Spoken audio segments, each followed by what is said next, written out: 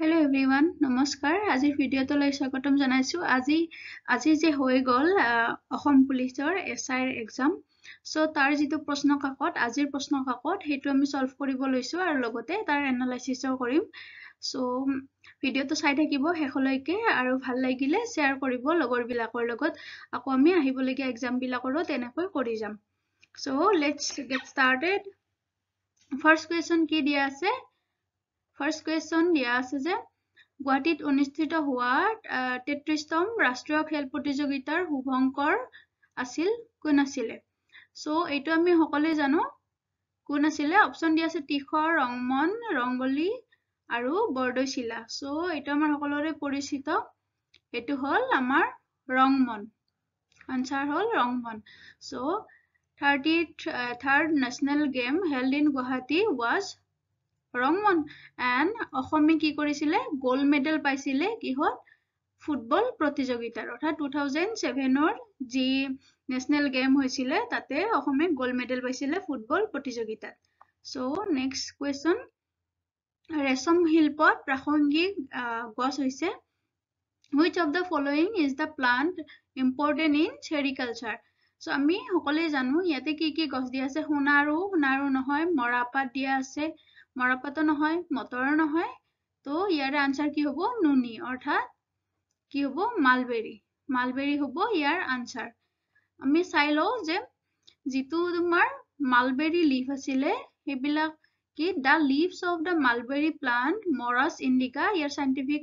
name আহিব পাৰে next Morus indica are the primary food source for the silkworm that produce mulberry silk অৰ্থাৎ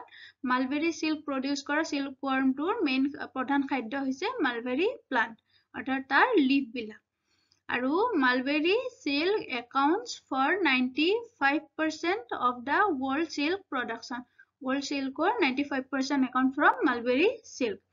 আৰু এটা জানি থব যে যিটো তসৰ silk আছে হেইটোৰ কাৰণে যিটো মালবেৰী যেনেকৈ ইয়াৰ খাদ্য হেইটো ৱৰ্মৰ কাৰণে খাদ্য হল ৱাক OAK নেক্সট অপচন দিয়া নেক্সট কোৱেশ্চন লাচিত দিৱস কেতিয়া পালন কৰা হয় সো এইটো আমি আই থিংক সকলোৱে জানো ইয়াৰ আনসাৰ কি হ'ব 24th of November Every year on November 24th, Assam celebrates Lasit Divas in honor of the bravery. কাৰ কাৰণে কৰা হয় সো আমাৰ লাচিত বৰফুকনৰ কাৰণে তেওঁৰ ব্ৰেভেৰিয়ান লিডাৰশ্বিপক সন্মান জনোৱাৰ কাৰণে আমাৰ 24th November তেওঁৰ জন্মৰ তাৰিখত আমাৰ লাচিত দিৱস পালন কৰা হয় Next আছে লোকসভা ভংগ কৰাৰ অধিকাৰ কাৰ আছে Who has the power to dissolve the Lok Sabha So option দিয়া আছে Prime Minister, the President, the Speaker of the Lok Sabha, the Chief Justice of India So I think এইটো question paper খন যাৰ হয় মোৰ ভন্টি তা correct কৰিছে So ইয়াৰ আনসাৰ হ'ব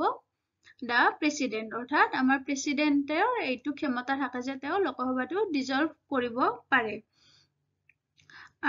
আৰু এইটো কি আছে আমাৰ কনস্টিটিউচনৰ আৰ্টিকল 83 টু এইটো উল্লেখ আছে আৰু এটা হল যে কেতিয়াবা ভাবে যদি যে এইখন গভৰ্নমেন্ট নট ৰিলায়েবল বা তেওঁলোকে প্ৰপাৰলি গভৰ্নমেন্টটো ফৰ্ম কৰিব নোৱাৰিব তেতিয়াও কি কৰিব পাৰে প্ৰেসিডেন্টে ডিজলভ কৰিব পাৰে আৰু ডিসকাস কৰিব লাগিব উইথ প্ৰাইম মিনিষ্টাৰ পুনেস্থিত ৰাষ্ট্ৰীয় প্ৰতিৰক্ষা একাডেমী অৰ্থাৎ আমাৰ এনডিআৰ কথা কৈছে দিয়া পদকটো অসমৰ কোনগৰাকী সাহসী ব্যক্তিৰ নামত দিয়া হয় অৰ্থাৎ the best cadet of the National Defense Academy is awarded with a medal named after which brave son of Assam so option দিয়া আছে Shukladhwaj Sukafa Kukhal Kuar and Lasit Borphukan. So your answer was Lasit Borphukan. The Lasit Borphukan gold medal is awarded from the National Defense Academy or NDA. Warrior Lasit Borphukan defeated the warrior Lasit Borphukan defeated the Mughal army in 1671 Battle of Saraighat. অৰ্থাৎ শৰাইঘাটৰ battle যিটো হৈছিলে তাতে আমাৰ লাচিত বৰফুকন আৰু তেওঁৰ সৈন্যই defeat কৰিছিলে মোগল সৈন্যসকলক আৰু তেওঁলোকক অসমলৈ অহাত বাধা দিছিলে আৰু 17 বাৰ তেওঁলোকক ডিফিট কৰিছিলে আৰু হাৰাইছিলে So, গতিকে লাচিত বৰফুকন বঁটা দিয়া হয় সেইকাৰণে নেশ্যনেল ডিফেন্স একাডেমী কেডেটক এজ বেষ্ট কেডেট নেক্সট আছে অসমৰ লগত আন্তঃৰাষ্ট্ৰীয় সীমা থকা দুখন বৈদেশিক ৰাষ্ট্ৰ হৈছে এইটো আমি সকলোৱে জানো বিকজ মইও ইয়াৰে আগত এইটো কভাৰ কৰিছো border of Assam border states and border countries of Assam So, এইটোৰ আনসাৰ কি হ'ব? অপচন দি আছে বাংলাদেশ আৰু ভূটান, নেপাল আৰু ভূটান, ম্যানমাৰ আৰু বাংলাদেশ, নেপাল আৰু বাংলাদেশ। আনসাৰ কি হ'ব? বাংলাদেশ আৰু ভূটান। অৰ্থাৎ বাংলাদেশ আৰু ভূটানে আমাৰ অসমৰ লগত আন্তঃৰাষ্ট্ৰীয় সীমা শ্বেয়াৰ কৰে।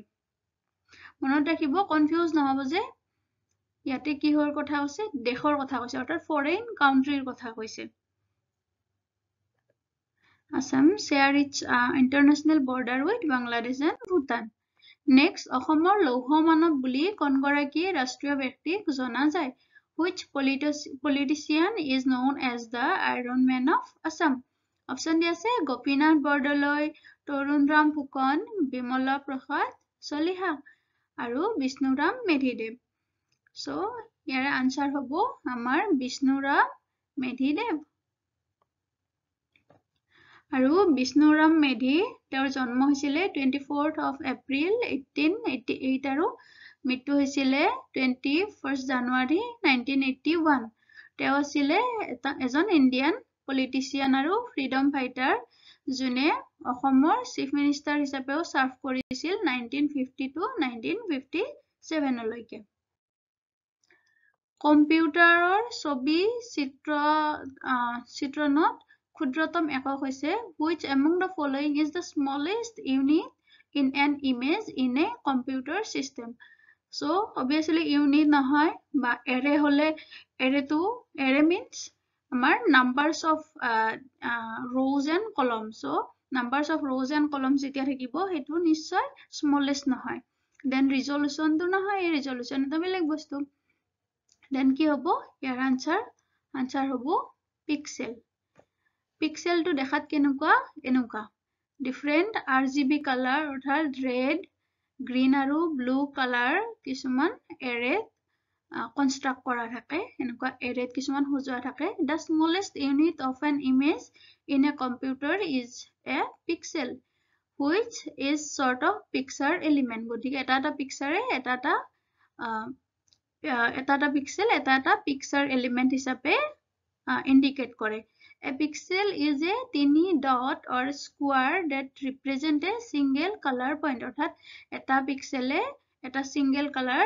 represent কৰে এটা dot এটা single color represent কৰে of the RGB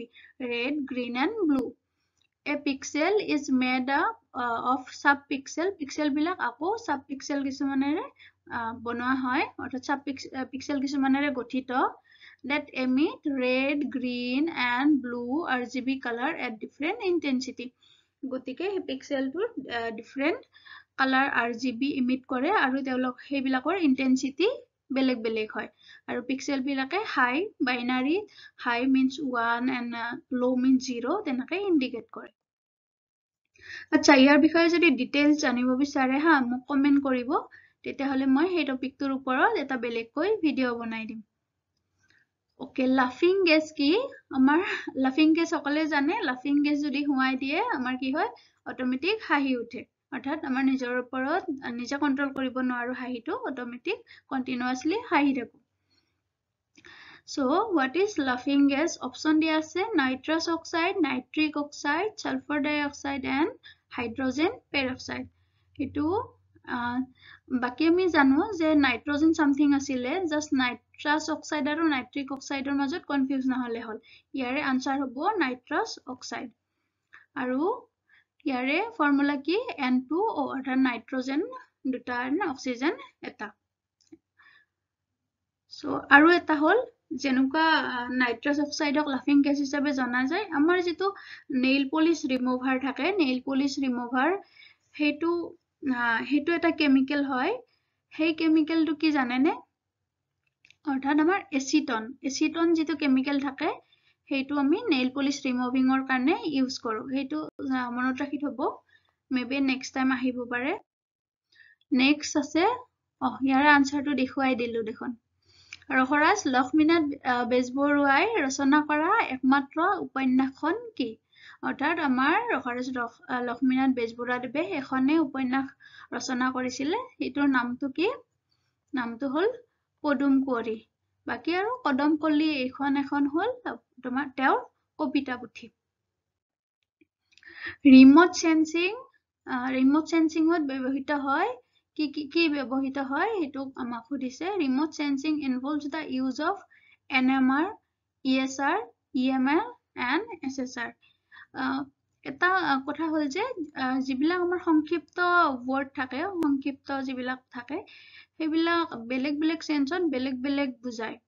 এতিয়া NMR টো নিউক্লিয়াৰ ম্যাগনেটিক ৰেজোনেন্স বুজায় তেনেকুৱা সো ৰিমোট সেন্সিং বেসিক্যালি কি হয় involves the use of sensors on satellite aircraft or drone to gather data about the earth's surface and atmosphere আৰু এটোই কি measure করে basically electromagnetic radiation reflected from at a distance source in the earth's surface so সেইকাৰণে ইয়াৰ কি হ'ব যেহেতু এটা reflected electromagnetic radiation measure করে actually so আমি যদি চাও ইয়াতে ইলেক্ট্রোম্যাগনেটিক রেডিয়েশন কোনটো বুজাব EMR electromagnetic radiation so answer হ'ব EMR ঠিক আছে নেক্সট ডক্টৰ ভবেন্দ্ৰনাথ শইকীয়াৰ কোনখন বোলছবি বানপ্ৰস্থ নামৰ চুটি গল্পৰ ওপৰত আধাৰিত Which film by Dr. Bhavendranath Choikia is based on a short story, namely Brahmaprastha? So, মই তো চোৱা নাই বাৰু ফিল্মখন because এবিলাক পুৰণা ফিল্ম হয় I don't know YouTube available হয় নে নহয় যে কি নহওক ইয়াৰ আনসাৰ হ'ব Dr. Bhavendranath Choikia's 1977 ফিল্ম কি আছিল কি হ'ব এটো Sandhyarag is based on his short story বানপ্ৰস্থ অৰ্থাৎ বানপ্ৰস্থক লৈ যেটো বানপ্ৰস্থ নামৰ চুটি গল্পটোৰ ওপৰত আধাৰিত যিখন ছবি তেওঁ নিৰ্মাণ কৰিছিলে বোলছবি সেইখনৰ নাম হ'ল সন্ধ্যাৰাগ এতিয়া হল মই কিউৰিয়ছিটিৰ কাৰণে কিনো ষ্টৰীটো হয় হেতু মই চাইছিলো সো ষ্টৰীটো আছিলে The film is about a village widow named Putuli who sent her two daughters to the city to work as domestic help. অৰ্থাৎ পুতুলি নামৰ এজনী বিধৱা মহিলাৰ কি আছিলে দুজনী ছোৱালী আছিলে আৰু তেওঁ কি কৰিছিলে ছোৱালী দুজনীক চিটিলৈ পঠাই দিছিলে চহৰলৈ পঠাই দিছিলে ডমেষ্টিক হেল্প হিচাপে কাম কৰিবলৈ The film explored the cultural difference between city and village life. অৰ্থাৎ ফিল্মখনত আমাৰ যেটো গাঁৱলীয়া আৰু চহৰৰ যেটো জীৱন প্ৰণালী তাৰে মাজৰ ডিফাৰেন্সটো দেখুৱাইছিলে and struggles and new freedom the daughter experience অৰ্থাৎ গাঁৱৰ পৰা চহৰলৈ অহা ছোৱালী কেইজনী কেনেকুৱা ধৰণৰ ষ্ট্ৰাগলৰ সন্মুখীন হৈছিলে সেইবিলাক আৰু চহৰত আহি কি ফ্ৰীডম তেওঁলোকে ফিল কৰিছিলে এক্সপেৰিয়েন্স কৰিছিলে হেইটোৰ বিষয়ে দেখুওৱা হৈছে সো আজিলৈ ইয়াতে ইয়াৰে নেক্সট যিখিনি আছে 13 ৰ পৰা হেতু আমি নেক্সট ভিডিওত ডিসকাস কৰিম আৰু যদি কিবা টপিক থাকে ম্যাথছ হওক বা এনেকুৱা জিকে ৰিলেটেড হওক টপিকটো মোক কমেন্ট কৰি দিব মই সেই টপিকটোৰ ওপৰত ডিটেইলছ ভিডিও বনাম ঠিক আছে থ্যাংক ইউ